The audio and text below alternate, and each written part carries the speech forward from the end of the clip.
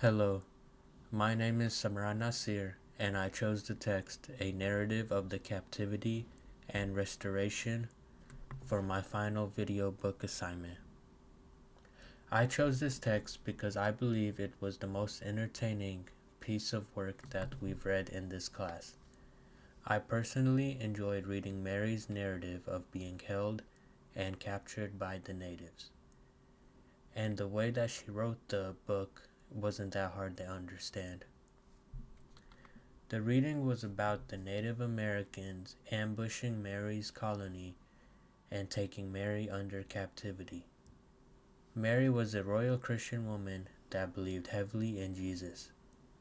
She believed that it was God's will that the Europeans would take over the natives and expand westward. Just about every paragraph within the text had some sort of reference with God. She gives her intake of what the natives did to her. She also believes that her being held under captivity was one of God's wills. The writing struck interesting to me because of the main character being held captive by the Native Americans. Personally, I've never read anything that involved the Native Americans doing something horrible. It would usually be the Europeans pictured as the bad ones. Another striking thing that made it interesting was just how involved Mary was with God. Almost every paragraph had some sort of reference to God. She definitely had a motive to spread the word of God within her writing if she referenced it that many times. Some of the things I've learned from the text is about being one-sided. Mary really didn't have any sympathy for the natives or didn't even try to understand their side of the story.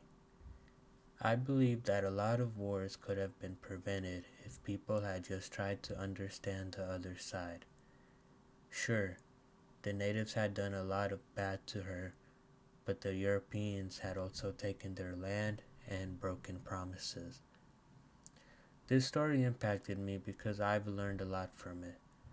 I didn't know the natives would do anything bad to the Europeans.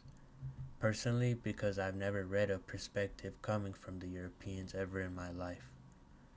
In school, we only learned that the Europeans were the bad ones killing the natives with their better technologies such as guns, while the natives only had bow and arrows. I would recommend this text to many people. I think that everyone should know that both the natives and Europeans were attacking one another.